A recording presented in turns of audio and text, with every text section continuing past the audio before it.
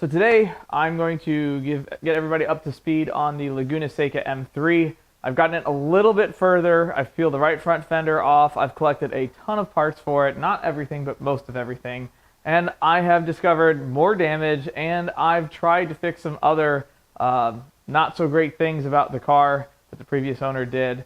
So I'm going to kind of show you where we're at with it, and then the car is going off to the automobile chiropractor to get some tugs and pulls in certain places so that all of the body panels line up and all the gaps are correct. I'm not going to lie, I get lucky a lot when I buy cars from the auction. However, I don't think luck would really apply to this. Here is the damage that was not so great. I peeled the fender off and went inside and had a beer because this is pretty bent. Now, it's not a structural component of like the suspension, or if I crash, this is just sheet metal here. It's going to bend one way or the other, but it needs to be fixed for me to get a fender on it and everything lined up correctly. So it looks like that the wheel hit this here and pushed the entire upper rail up and back. It's kinked here, and there's a little bit of damage right here. Now, I didn't find any issues with the shock tower or anything where the shock tower attaches to that frame, that main frame rail that the engine subframe bolts to. So that all looks good. I'm pretty confident that the car would drive straight down the road, but this has to be fixed. I also noticed that there's a dent in the tray where the ABS pump sits. I'll probably have that pulled out, as well as where the apron meets the frame rail in the front. Because of everything being shifted back and up, it pulled a few of the spot welds apart. It didn't really tear anything too bad.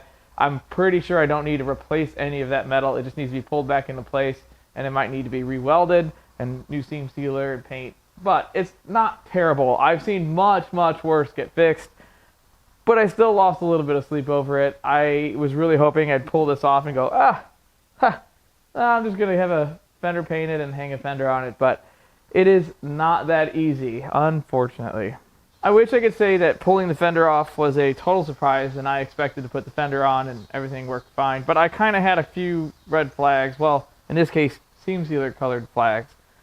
With the fender on, I could still see that the chassis had been shifted or tweaked enough to pull this metal away, expose some unpainted seam sealer, and I could actually tell that one of the spot welds, this first spot weld right here, was pulled about 60% of the way out. So this is not a huge surprise. This is actually one of the ways I determine whether a chassis is tweaked or bent, is that if I can see non-painted exposed raw seam sealer, I know that something's been moved.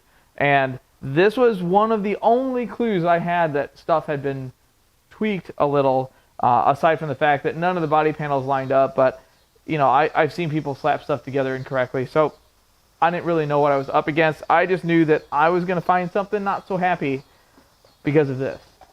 So thankfully, it's been relatively easy finding most of the parts I need for this car. Unfortunately, I bought a lot of them secondhand from one individual who I'm not going to name because there's really nothing that can be done at this point. But I bought a front bumper, a core support, and a fender liner, a bumper support, and a strut tower bar from a guy that parts out M3s on a regular basis. And I felt pretty confident in buying from him because, well, this is kind of what he does. However, it was a kind of convoluted way of getting the parts. He didn't accept PayPal, which is kind of a red flag, but there's some legitimate reasons why people don't take PayPal. So I ended up, a friend lived in his town. I PayPal'd her some money. She went and paid cash for this stuff, and then met up with my business partner to bring it back to St. Louis. So I got the parts back. Half of the parts are fantastic. The strut tower bar and all the hardware, that's all great. The core support looks great. I'll be using it, no problem. And even the bumper support looks good. However, there's some minor things, like I bought a fender liner from him that has been trimmed for the underbody splash shield, which I don't really like. I like things to go together the correct way. But the biggest unfortunate thing about this is the front bumper, which this is the single most expensive part of this repair. It's been hit here. I don't know if you can see that. But even then, I asked him, I said, hey, does this have any cracks in it? Because mine looks good, but it's cracked, and I don't want to use a cracked bumper. And I also don't want to put pay the money to have a kind of rough bumper painted. But if it's got like scratches and gouges on the bottom, I can sand those down and live with it. I'm not trying to find a perfect bumper for not perfect money. So he's like, yeah, I've got a nice bumper for you. And I said, I need the foam too, no problem. So I get this bumper, and it has holes drilled in it from an improper repair. It is cracked, which I've kind of repaired here.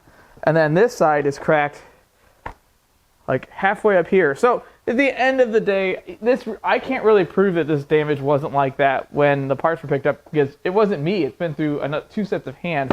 It's quite unlikely that those hands drilled holes in these parts or cracked the bumper in the way it's cracked. But I can't really do anything. So it's just kind of a PSA. If you're going to buy used parts from somebody and you can't put your hands on it, ask for all the pictures in the world. I got pictures of this stuff, but it conveniently left out the damage.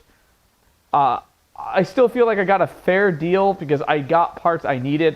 The carbon fiber front bumper support I couldn't find anywhere any cheaper. I didn't have to pay shipping on it. So I did save money, and I feel like I might be crying over spilled milk, but I am not using that bumper. It's nice enough to put on a car that is already black, but I am not going to spend the money to have that bumper painted. So I am kind of exploring options for new bumper covers. They are excessively expensive, especially after you figure out shipping. So we're going to find out this week what I can get one for from BMW, because there are really no reps for an actual M3.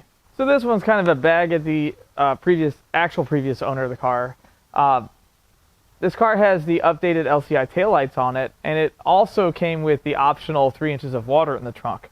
And I couldn't figure out where that could come from until I got the hose out and I started spraying the car down. It turned out that when they installed the taillight on the driver's side, they only used 2 of the 3 bolts that hold this taillight in. Unfortunately, also, they decided that the gasket was optional, which is ridiculous. So thankfully it was an easy fix, but I had to put a taillight on it because this taillight had like 3 inches of water on it. I probably could have used it as a fish tank or something, but at least that was a relatively easy and cheap fix. I shouldn't really complain, but like, am I the only one that does stuff right anymore? I don't get this. I mean, it was something that would have taken 30 seconds more to do correctly. So it may sound like all I do is complain, which I do complain a lot, but I do have some good news that I'm quite happy about. I found a passenger side fender here from a local yard called Modern Imports. That was super cheap, and it's in perfect shape. I also found another shop in town that was parting out an M3, and I bought the washer reservoir and a bunch of ducts and brackets that were just not there on the right front of this car. And I also got chrome kidneys. God, I hate the black ones. I don't know why. On white cars, black looks good, but on all the others, this is the only answer, and fight me if you don't agree. So I'm hoping the next update video on this car will be me putting it back together with shiny new parts and maybe driving it around the neighborhood.